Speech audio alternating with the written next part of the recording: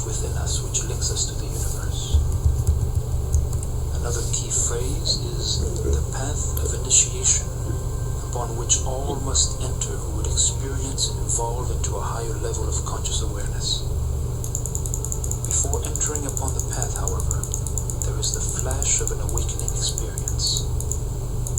The inner struggle begins with those fleeting but unforgettable moments which have flooded us with inexpressible feelings of joy, peace, or gratitude. This sometimes subtle but always overwhelming event often takes place in times of crisis, or at the sight of great beauty, and in the wonderlight of childlike freedom and openness. Such experiences are at the heart of every religion. They are encounters with that which Jung called the numinous. These intimations of the divine, awareness of the presence of God, or glimpses of vaster consciousness call each one of us to a process of transformation which opens onto the eternal dimension of existence. The aim is to experience a breakthrough of being which lifts us out of our ordinary mundane states of consciousness. The exercises for entering this path of initiation to one's own self-becoming are for the most part taken from the treasury of Eastern wisdom. Meditation, intentional breathing, presence to the moment, detachment, bodily harmony. Above all, the exercises are aimed at turning everyday activities into channels of metamorphosis. Durkheim was fond of the ancient Asian wisdom which holds that every moment is the best of opportunities for awakening within. He tells us, daily life as exercise means that our way of being present can be an attitude which sustains the golden thread to our depths. It can be a matter of washing a dish or doing housework. You can water a flower without your spirit being completely involved in it, simply because the flower needs water. But you can also make of it a gesture of love, and that is something entirely different. You can enter into it in such a way that it develops the inner life. That is work on oneself. True to his pragmatic approach to conscious evolution, Durkheim stresses the difference between having an experience of enlightenment and becoming an enlightened person. The latter requires an intentional, demanding relationship to the moment, where focused attention is the least of our obligations. The path of initiation, which Durkheim helps us to travel, begins with a disposition, which becomes more and more open to what he calls the influx of cosmic forces. Progress on the path means entering a transforming process which melts us down and ultimately makes it possible to express this experience of being through the radiance of our way of living.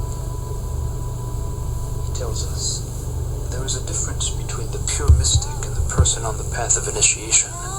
The life of the mystic is a constant seizing by the divine through transcendental experiences, while the person on the path of initiation works in an organized fashion toward the right attitude of the whole individual. It is an inner work to be done, one that is invisible and constant, regardless of the external circumstances. Such a sustained effort of attention and concentrated presence requires knowledge and practice, transcendent being. The years in Japan represent a special formation for Durkheim's later work as teacher of meditation and guide on the inner path. Yet his encounter with Zen and his study of Eastern spirituality have created misunderstandings, as did his invitation to Buddhist monks and Japanese Zen masters to come to his center for initiatory therapy at Todmos Rute. He gave the impression, as professor, therapist, and writer, of being one of the many persons who, after the Second World War, transplanted to the West an Asian spirituality and way of life. In his works, Durkheim has always denounced these misunderstandings. What I am doing is not the transmission of Zen Buddhism. On the contrary, that which I seek after is something universally human, which comes from our origins and happens to be more emphasized in Eastern practices than in the Western. What interests us is not something uniquely Oriental, but something universally human, which the Orient has cultivated over the centuries and has never fully lost sight of. An example of the universal insight made possible from the East can be found in Durkheim's encounter with the great Buddhist scholar D.T. Suzuki. Master Suzuki said one day to Durkheim, "Western knowledge looks toward the outside. Eastern wisdom looks towards the inside. But if we look within in the way that we look without, we make of the inside an outside. In other words, we objectify, we fix things in a static state, and that which is alive goes away." Durkheim extended Suzuki's insights and added that it is absolutely vital to know how to look outside the way we should look inside, making of the outside an inside. This would profoundly change our relationship to the world, to things, and to ourselves. Our references would then be based on the most direct experience. In an effort to express Durkheim's teachings more specifically, I will now focus on the 6 fundamental aspects of his thought: the transcendent experience, essential being, initiatory therapy, hara, meditation, and finally, Durkheim's spirituality. The question which preoccupied Durkheim is ultimately the following: how can the experience of transcendent being transform individuals in such a way that our earthly form manifests the radiance of divine being? The great experience which manifests the quality of being is characterized by the evidence of the taste, by the quality of radiance, and by its power of transformation.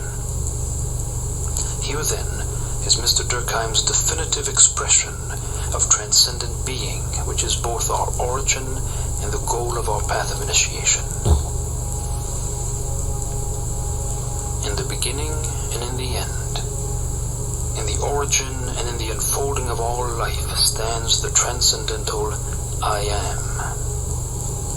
Behind, within, and above all that exists, man senses the great I Am of all life as the stillness of divine being, from which all life proceeds and to which it returns. The great I Am is the all-embracing divine spirit whose creative power lends forms to all beings and all things and gives to man his consciousness. Every being is destined to live the I Am of the divine in his own way. We must live in the world of space and time, but in it we are intended to manifest the transcendental. In our being, our nature is transcendental, and yet we can only fulfill it if we live in the natural world. Durkheim observed, from our earliest experience of consciousness in childhood, and at every stage of our development, we are always animated at our deepest level by the need to rediscover the primal unity. This suggests that life on Earth can be rightly achieved only if we do not fall out of the cosmic order, and if we maintain our contact with the great original unity. This is not a matter of adding something to one's daily life. It is a quality which permeates all behavior and activity. Durkheim teaches that an action is conformed to the fundamental law of the transcendental when the interiority which underlies it and fills us is this transcendence. Transcendence can therefore imply 2 different things. On the one hand, a supernatural reality. On the other, an interior attitude through which all that one does or perceives takes on a transcendent meaning. For example, when two people meet, their handshake can be merely decorum, but that extended hand can also be the occasion of a transcendental encounter. For many people, meeting others does not go beyond the limits of the everyday hello. And yet there are those who feel and live every encounter in the context of the presence of God. For them, the whole of reality is contained within the divine, and the most ordinary action and the way in which it is carried out can witness to its presence.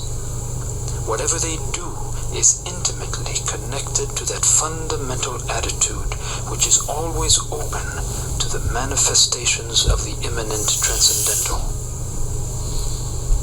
To become conscious of this reality, we must adopt a specific disposition, a disposition of openness toward the inner depths of our being, so that greater being which wishes to manifest itself in us and through us in the world can reveal itself. If this disposition exists, the presence of the divine can be felt in every attitude and every activity. We must therefore remove all that opposes this disposition and emphasize all that makes it possible. For example, the propensity to order everything into objective intellectual concepts prevents the experience of the transcendental. In fact, as soon as something of this experience is felt, it is immediately registered, fixed, classified, and reduced to known forms of experience by our rational consciousness. When this happens, the transcendental which desired to reach us is obstructed. To experience the transcendental, we must therefore first liberate ourselves from concepts which fill our mind.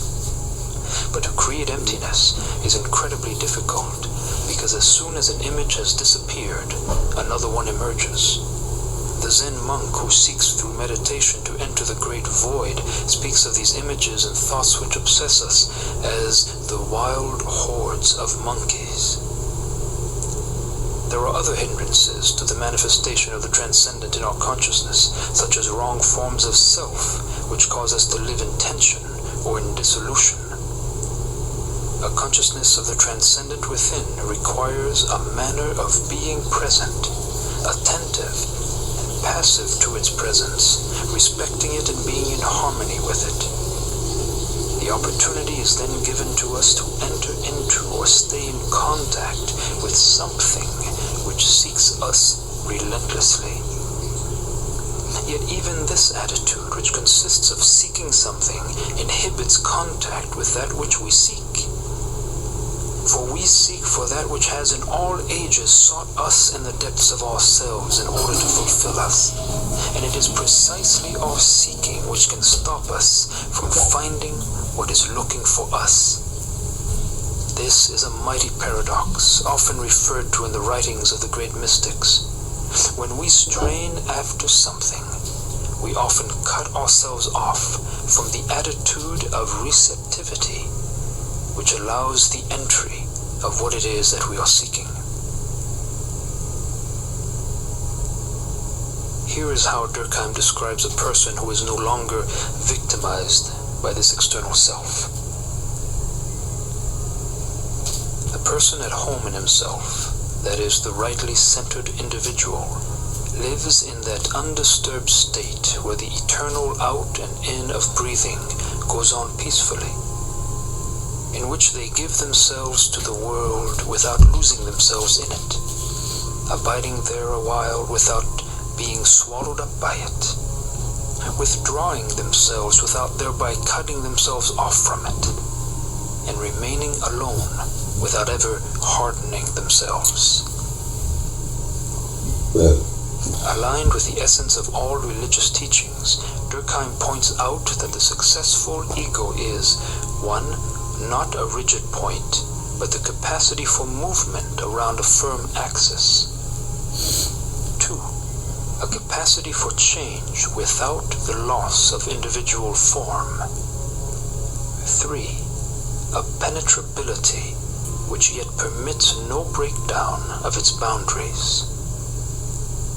Durkheim tells us, our way inward is the way of uniting ourselves with our being, whereby we partake of life beyond space and time. This is the way to maturity, the way that yields fruit in proportion to our success in integrating ourselves with our essential self. In his teaching, Durkheim always insisted on the necessity in psychological work of going beyond objectifying consciousness or ero-consciousness, which makes of the inner world an object of study.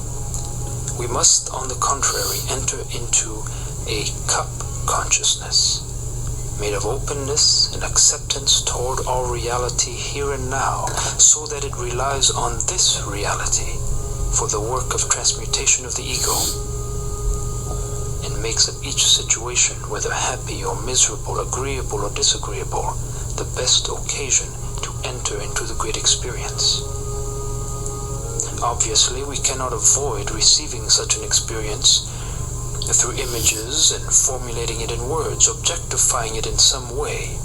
This is vital if we hope to communicate the experience. All religions have sought to formulate in a coherent way their first experience. What is often forgotten afterward is that this formulation does not deliver its contents through a simple lecture or through rational comprehension, but only to the one who in turn makes it his or her experience. Otherwise, we are reduced to external approaches, to instruments of analysis or interpretation, and that which was at its origin an invitation to live something extraordinary, to follow a path of discovery, becomes a paper chase for diplomas, theoretical arguments, or pretext to puff up our little self. This is hardly a caricature of what has happened to Christianity.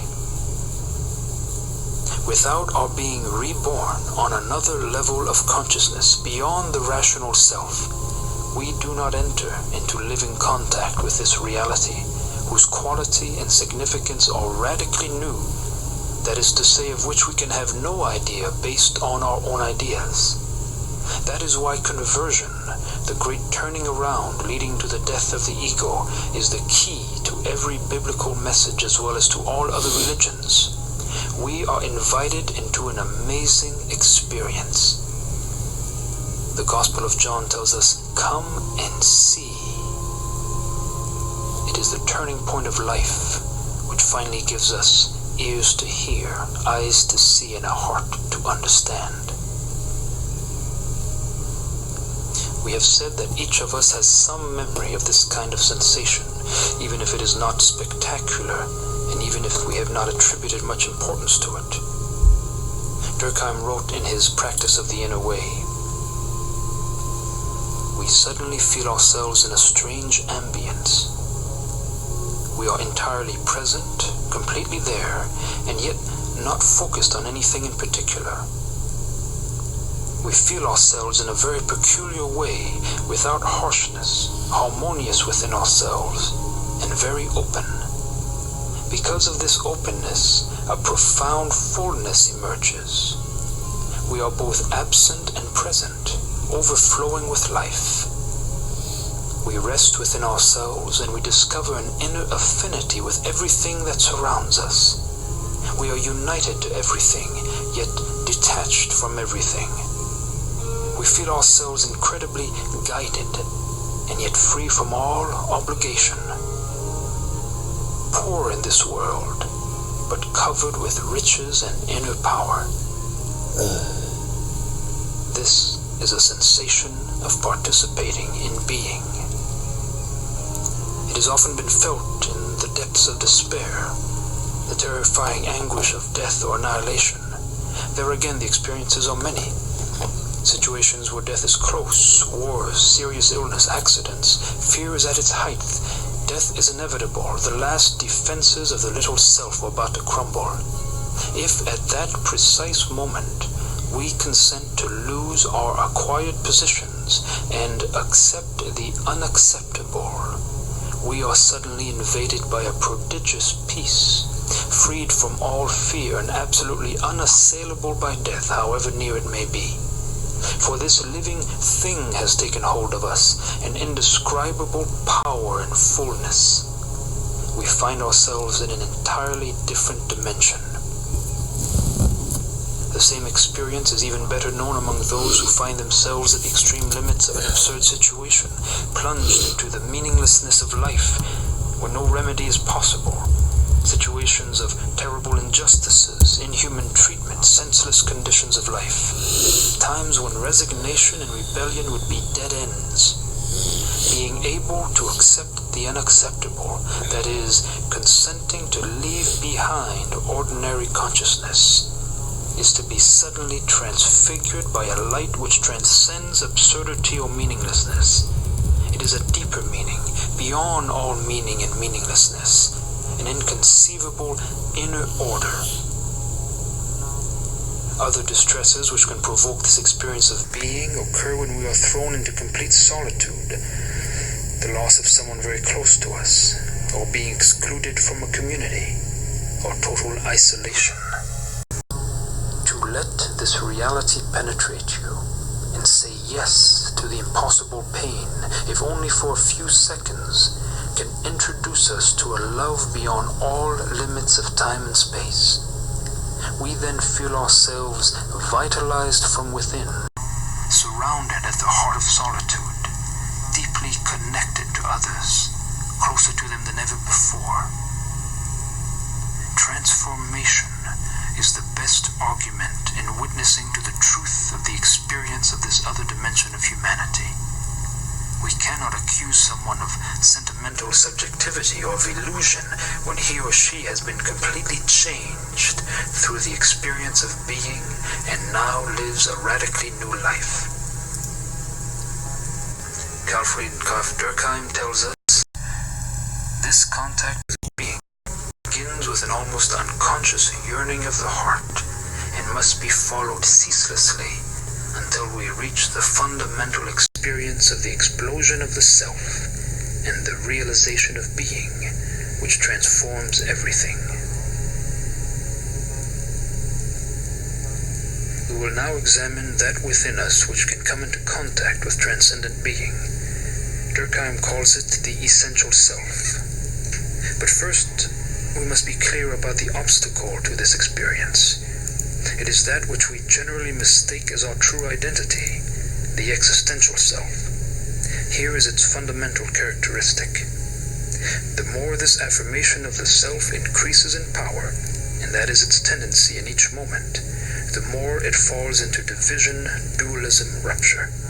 I separate myself from others. The person who is cut off from his or her roots in the divine, from the beyond within, lives only in the reduced horizontal dimensions of time and space with the reduced consciousness of the little self. Meister Eckhart has left us a picture which defies all logic of the inexpressible happiness which would arise in persons who recover their true identity. God takes such pleasure in this similitude or identity that he pours out his nature and his whole being. His pleasure is as great as a horse let loose in a flat plain who gallops as fast as he can, because that is his nature and pleasure. So it is with God. It is his pleasure and rapture to discover someone's true identity, because he can place his whole nature in it, being himself this identity. Unfortunately, we have identified ourselves with our rational self, and let the most important part of ourselves fall into the night of the subconscious. Except for certain privileged hours of our life, it is very rare that we correspond with who we are in our depths, present to ourselves and our surrounding, that we reach our true capacities, that we become authentic. We always remain outside of our own reality. Most of the time, the experience we have of ourselves does not include who we really are. The reduction of humanity to its rational and objectifying self, exclusively functional and utilitarian, has created a great schism within us. The unity of being is broken, and the consciousness of belonging to an undivided all, the openness toward the beyond within us, where we are originated and receive ourselves, is lost. Divided within, and consequently separated from the rest of the universe, of which we were in a way the summary, cut off from the source of life, we have turned toward our little self, living on the surface of things. So how do we become conscious of our essential being? It seems that we can only do so by proceeding in a negative fashion, forever asking ourselves the question, is my present attitude, is my way of living this situation, is my way of addressing or responding to this person consistent with that which being requires of me? Essential being appears to us as eminently fragile and is usually made esoteric, repressed, covered up, submerged, reduced to powerlessness by the products, agitations, and uprises of our mental life. Because our inner cinema takes up all the room and makes too much noise, we are dissociated, cut off from our deepest and most transcendent roots. We are beings who do not fully live, who limp along and cannot go very far, birds with only one wing turning in circles, ships not able to deploy all their sails. The masters of wisdom of all times and places have left us with the message that to live on a deeper level requires some form of discipline, some focus of attention, along with the making of unwavering choices. Here is where Carl Friedrich Graf Durkheim has left us a most precious legacy, which in this part of the world is still in the state of buried treasure, waiting to give life to those who come across it. This treasure, which is nothing less than the synthesis and application of Durkheim's search and discoveries, is known as initiatory therapy. It is first of all a therapy, that is a method of healing persons who are sick in their souls. Secondly, this therapy is initiatory because it deals with an entry into our own mystery. This is not merely a theoretical teaching, but a process of maturing through which our self turned toward the external world becomes transparent to our true being. We become ourselves and reach maturity to the extent that our life rises from the depths of our being. This is no metaphysical speculation. It requires work with our body. Durkheim differentiates between two attitudes toward the body that we are and the body that we have. In the first case, the body that we are is the incarnation of our being, our way of being consciously present in the world and manifesting through material form. This is an integrated, holistic sense of oneself. The other way of relating to our body sees it as a lower thing, a slave, sometimes an enemy. This reflects the dualism and nearly psychotic dichotomy which we've inherited from Greek thought, carried down the centuries on the wings of a superficial Christianity, uprooted from its own Hebraic soil, which did not have any such division. But, said Durkheim, in looking at you, I do not see a body behind which I imagine a soul. It is you that I see. In other words, I am my body. My body is my way of being here. It is my expression in the world. In it I experience my personhood, and through my personhood I live and take shape. Consciousness of self is always physical. It means, therefore, that we are one, that the body is the place of initiation into the mysteries of life, and that it is called to become transparent to being which rests in its depths, so that it may bear witness to it in the world. The body can be the entryway onto the path of initiation at every moment, even in the least of its gestures. Here we come upon one of Durkheim's best-known insights, taken directly from his experience with Japanese Zen masters, centering ourselves in our hara, in our vital powers. The Japanese term hara means nothing more than the physical embodiment of the original life center in man, Literally it means stomach, but that of course only refers to the general location of these forces.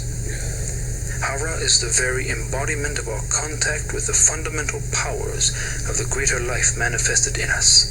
It is a gift from life which is ours without our having earned it. But only by preserving the right center of gravity can it unfold its fullest meaning. This leads us to the central exercise on the path of initiation, meditation. Durkheim uses the word in its literal sense, itare in medio, being led toward the center. This center is essential being, our transcendent core. The practice of meditation is therefore a permanent exercise, an intentional attitude in daily life, where each occasion reveals itself as the best one to advance on the way. Meditation is the only place where is fashioned the tool of continual vigilance, that which Durkheim called the state of critical watchfulness. Yet to enter upon an inner path as Durkheim did does not mean a retreat into an encapsulated self. He left us with these words: "In everything one thinks or does, it is possible to foster and maintain a state of being which reflects our true destiny. When this possibility is actualized, the ordinary day is no longer ordinary. It can even become an adventure of the spirit."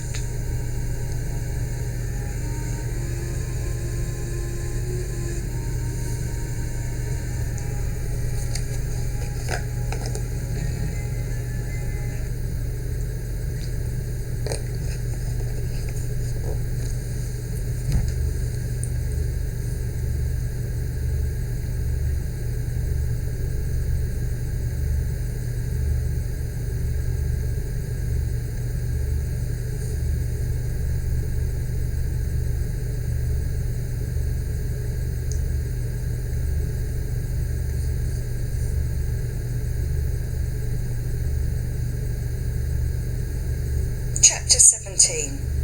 The Arch Absurd. According to the assertion of Beelzebub, our sun neither lights nor heats. In order, my dear Hussein, that you should meanwhile have an approximate representation also of just how far that function called the instinctive sensing of reality, which is proper to every free-brain being of the whole of our great universe, is already entirely lacking in the presences of the free-centered beings breeding on the planet Earth, and especially in those of the most recent periods. It will be enough to begin with, I think, if I explain to you only about how they understand and explain to themselves the causes why they periodically proceed on their planet those cosmic phenomena which they call daylight, darkness, heat, cold, and so on. All, without exception, of the free-brain beings of that planet who have attained the age of a responsible being, and even those many and various wiseacrings existing there, which they call sciences, are categorically certain that all the said phenomena arrive on their planet completely, so to say, ready-made, D-I-R-E-C-T-L-Y, from their own sun. And as Mullah Nasir Eddin would say in such cases, no more hokey-pokey about it. What is most peculiar in this case is that, except for certain beings who existed before the second Transnepanian perpetuation, there absolutely no doubt whatever concerning their certainty of theirs has ever as yet crept into a single one of them. Not only has not a single one of them, having a reason which, though strange, has nevertheless some resemblance to sane logic, ever yet doubted the causes of the said phenomena, but not a single one of them has manifested concerning these cosmic phenomena even that strange special property of their common psyche, which also became proper to the free-brain beings of that planet alone, and which is called to fantasy. Having said these last words, Beelzebub, after a little while, with a bitter smile, continued to talk as follows. You, for instance, have the normal presence of a free-brain being, and within your presence there is intentionally implanted from without Oskianu, or as they say there on the earth, education, which is founded on a morality based solely on the commandments and indications of the uni-being himself and the most holy individuals near to him. And yet, if you should chance to be there among them, you should be unable to prevent the process in yourself of the being nurturing all, that is, the process which, again there on the earth, is called irrepressible inner laughter.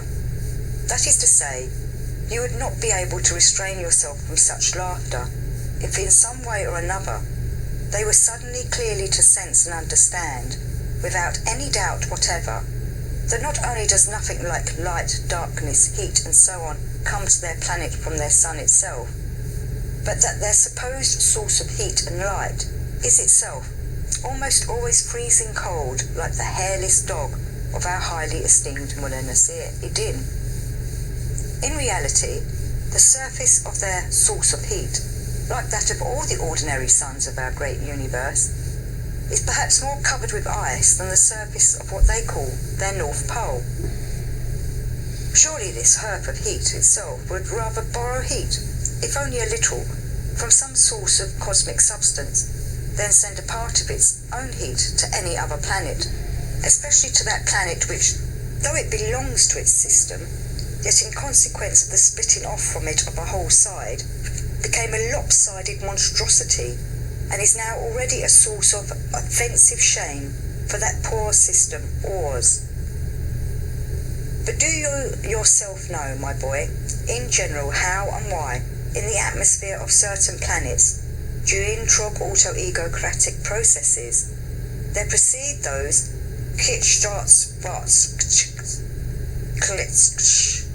Tainolea, Pashachikar, and other such phenomena, which your favourites call daylight, darkness, cold, heat, and so on? Beelzebub asked Hussein. If you don't clearly understand, I shall explain this also to you a little.